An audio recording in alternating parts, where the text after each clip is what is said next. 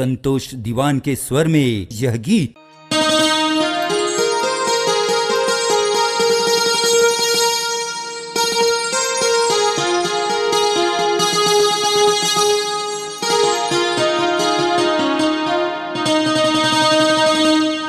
चंदा अंजोरी हावे निर्मल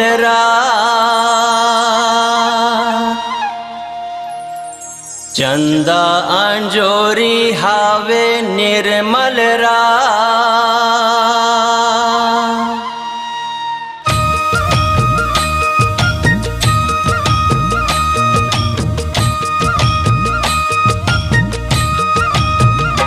भला दगा मत डर वो मोला तिरिया के जा सुआ पिंजरा ले बोले मैना पिंजरा ले बोले पिंजरा ले मैना बोले रे संदेशा ले जमोर सुआ पिंजरा ले बोले मैना पिंजरा ले बोले।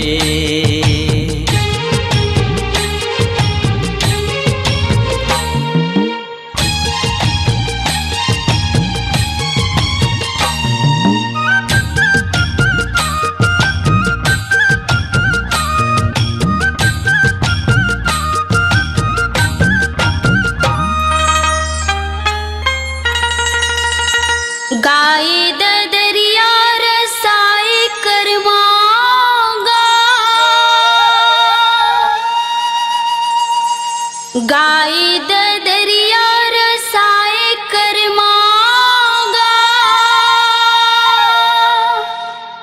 तुर माया की मारे रे हो चाहे मरना गासुआ पिंजरा ले बोले मैना पिंजरा ले बोले पिंजरा ले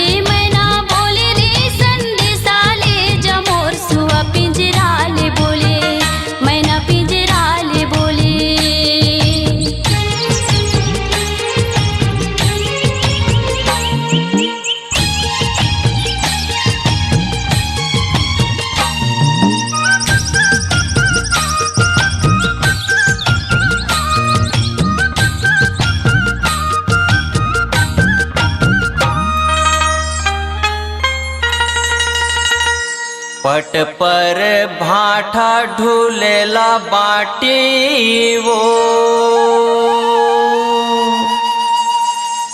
पट पर भाठा ढूलेला बाटी वो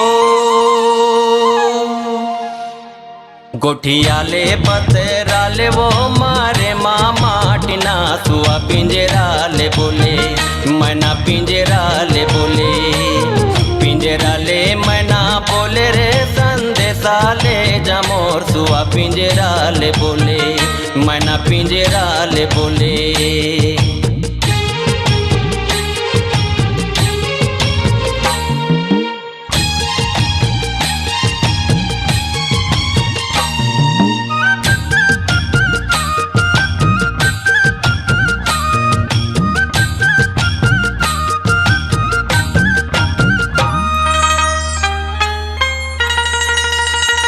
पानी रे आए पवन संग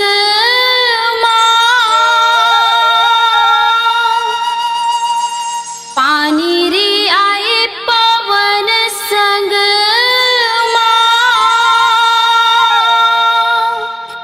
जात सगा होती बैहा चल देते ओ संग मासुआ पिंजरा ले बोले मैना पिंजरा ले बोले पिंजरा ले मैना बोले रे संदेशा ले जमोर सुआ पिंजरा ले बोले मैना पिंजरा ले बोले सुआ पिंजरा ले बोले मैना पिंजरा ले बोले सुआ पिंजरा ले बोले मैना पिंजरा ले बोले।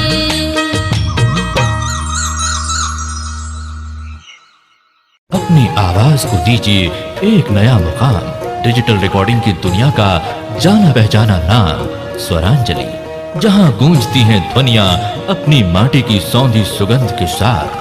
छत्तीसगढ़ी संगीत के विविध रंग जो पहुंचाते हैं पूरे प्रदेश में डिजिटल रिकॉर्डिंग के संग। स्वरांजलि स्टूडियो, नेमीचंद गली नंबर 2, गंजपारा, रायपुर।